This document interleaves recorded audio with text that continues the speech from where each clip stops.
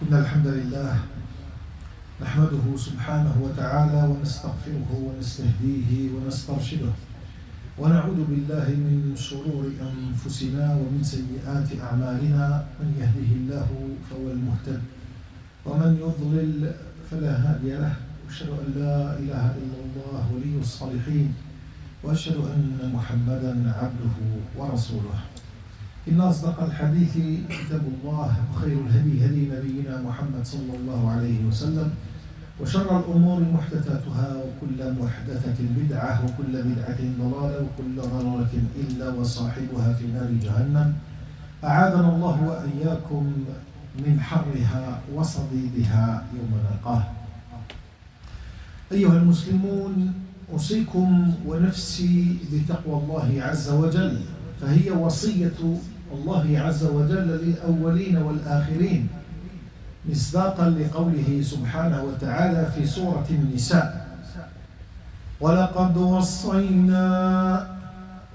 وصينا الذين أوتوا الكتاب من قبلكم وإياكم أن اتقوا الله. من هذا المنطلق يعلم الإنسان أن الأولين والآخرين لهم وصية التقوى من قبل الله سبحانه وتعالى. أما بعد، نعيش واحد اللحظات مع آية من سورة طه، آية يقول رب العزة فيها: أعوذ بالله من الشيطان الرجيم: ومن أعرض عن ذكري فإن له معيشة ضنكا ونحشره يوم القيامة أعمى. Ici, Allah subhanahu wa ta'ala, dans le verset 124, sourate Taha, Dieu subhanahu wa ta'ala dit: et quiconque se détourne de mon rappel mènera certes une vie pleine de gêne, une vie difficile. Et le jour de la résurrection, nous l'amènerons aveugle à l'assemblée. Donc, au rassemblement, il sera aveugle. Et il dira la chose suivante: Dieu, je n'ai pas été atteint de cécité dans ce bas monde. Comment je le suis aujourd'hui? Et Dieu lui dit: nos versets te sont parvenus et tu t'es détourné. Tu n'as pas voulu faire cela aujourd'hui, tourne ça aujourd'hui, nous aussi on va se détourner de toi. Et c'est à partir de ce point que Allah subhanahu wa ta'ala se rappelle. Donc ce verset est un rappel puissant d'Allah azza wa jalla.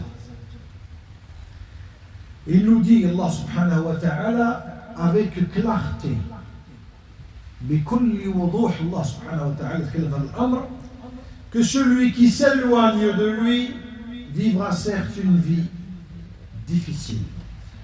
Vivre loin de Dieu, subhanahu wa ta'ala, c'est de ne pas être dans toute ordonnance émanant du Seigneur Azza wa Jalla.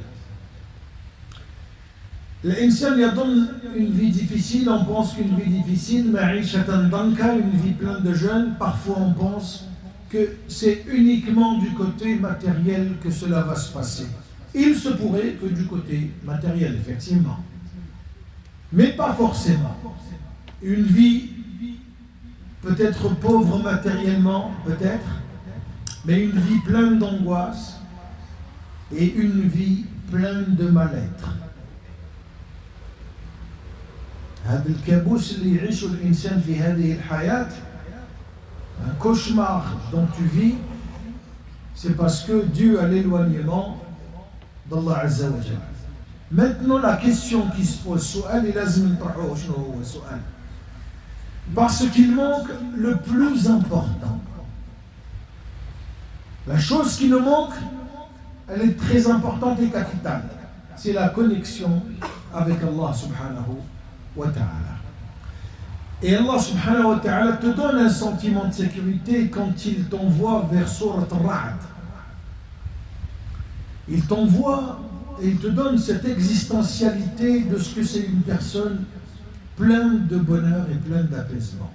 Puisque Dieu dit: الذين آمنوا وَتَطْمَئِنُّ قُلُوبُهُمْ بِذِكْرِ اللَّهِ. Ceux qui ont cru et dans les cœurs se tranquillisent à l'évocation de Dieu. Certes, c'est par l'évocation de Dieu que le cœur se tranquillise. Donc quand on cherche cette tranquillité, quand on cherche cet apaisement, quand on cherche cette rahma qui descend d'Allah Azza wa Jal, لا تصب الرحمة لأنها مجرد عطاء وإغداق على العباد بل تتنزل على العبد ليشعر بحب الله عز وجل لذلك الشخص. Donc la solution à toutes nos souffrances spirituelles الدواء نتاع هذه المشاكل الروحية التي يعاني منها الإنسان وتصبح في بعض الأحيان كابوس, il devient parfois cauchemardesque. Et bien l'insanu yatma'innu biha. Allah Azza wa Jalla dit, ceux qui ont cru et dans le cœur se tranquillisent, une tranquillité dans le cœur. C'est avec l'évocation de Dieu que le cœur se tranquillise. Donc le fait que j'évoque Dieu, je suis avec lui, et c'est pour ça que ça ne vous a pas échappé qu'à la fin de chaque prière, il nous a appris le prophète sallallahu alayhi wa sallam de dire Allahumma a'inni ala dhikrika wa shukrika wa husni ibadatik.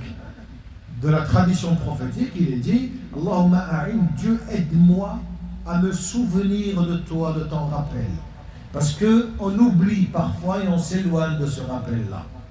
Wa ala shukrika, j'oublie parfois de te dire et d'avoir cette reconnaissance envers Allah subhanahu wa ta'ala.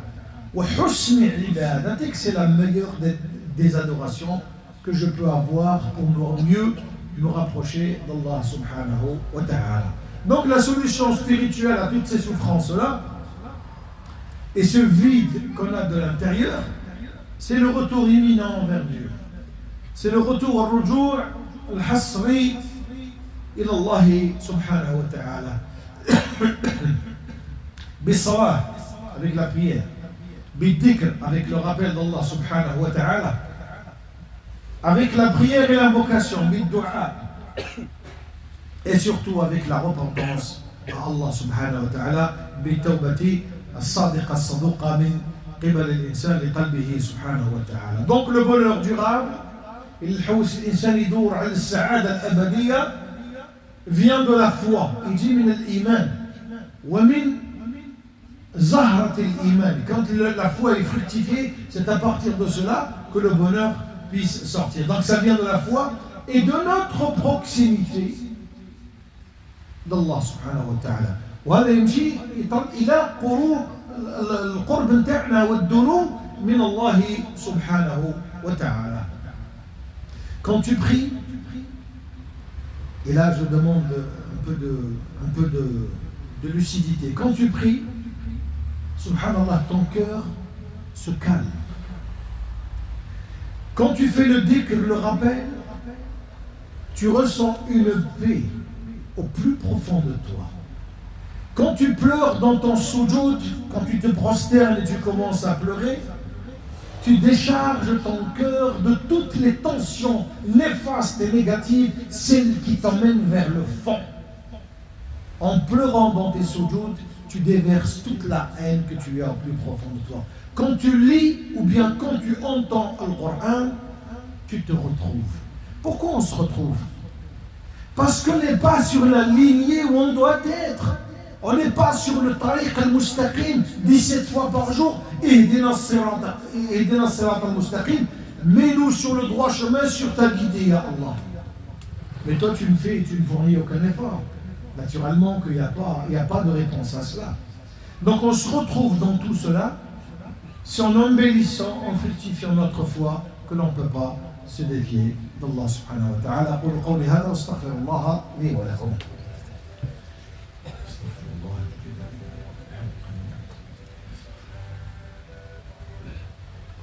الحمد لله والصلاة والسلام على رسول الله. اللهم صل وسلم وبارك على محمد وعلى آل محمد كما باركت على إبراهيم وعلى آل إبراهيم في العالمين إنك حميد مجيد. À partir de ce point, nous devons avoir une certaine rigueur avec soi et avec nos enfants dans la foi. Nous devons donner cette rigueur avec pédagogie, sagesse et intelligence. D'accord? Nous devons éduquer nos enfants dans cette foi. Et ils doivent y baigner dans cette voie. Et aussi de reconstruire nos vies autour de l'islam et pas inversement. نبنيو حياتنا حول الإسلام. نبنيو حياتنا فيما جاء به قول الله عز وجل وفيما جاءت به السنة المحمدية الشريفة. إذا الإنسان يعلم أن هذه الأمور إذا واظب عليها الإنسان وكان في دوامة وفي استمرارية عليها فما زاد إلا دنوا وقربا من الله سبحانه وتعالى. Car l'éloignement d'Allah, عندما يبتعد الإنسان من ربه, l'éloignement d'Allah est la véritable cause de tous nos malheurs. Une table chez soi, manger tous ensemble, aujourd'hui rare où tu vois cela. Le père n'est plus écouté, la mère aussi.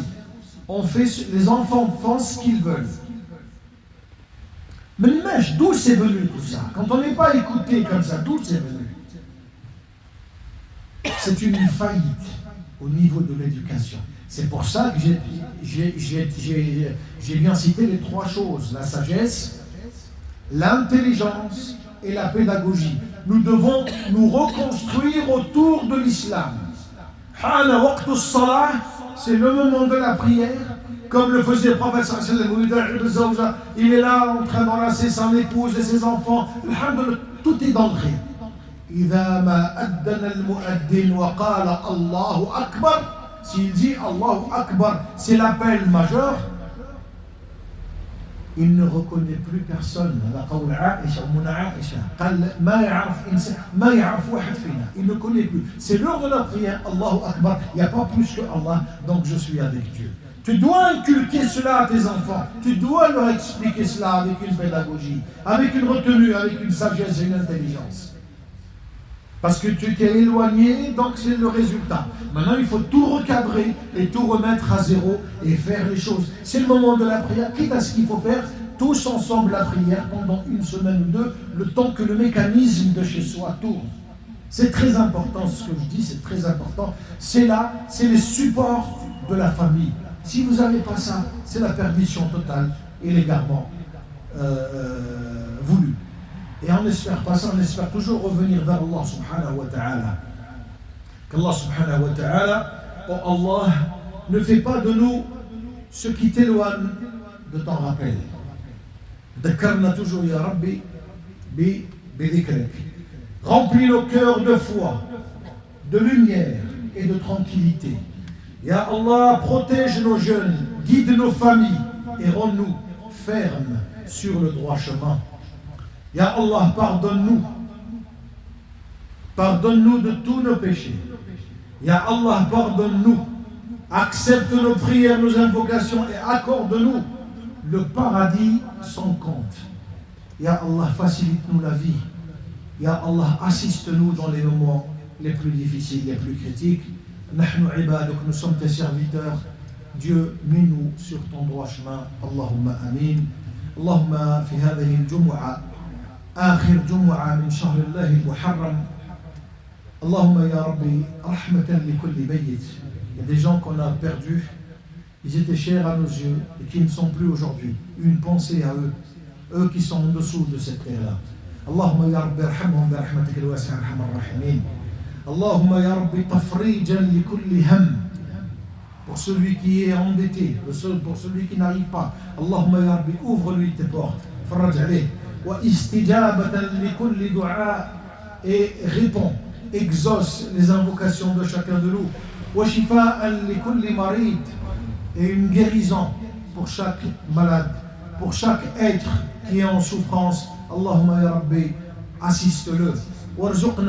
وارزق الخير لكل محتاج. اللهم امين. اللهم ارنا الحق حقا وارزقنا اتباعه وارنا الباطل باطلا وارزقنا اجتنابه. اللهم قنا عذابك وما تبعت عبادك. اللهم اشفينا واشف مرضانا وارحمنا وارحم موتانا برحمتك يا ارحم الراحمين. اللهم أنت الواحد الأحد الواحد الصمد، فاجعلنا من عبادك التائبين المنيبين العائدين الذاكرين الشاكرين الحامدين المسبحين يا رحمن يا رحيم. برحمتك نستغيث، اللهم أغثنا يا مغيث. وقوموا إلى صلاتكم يرحمكم الله.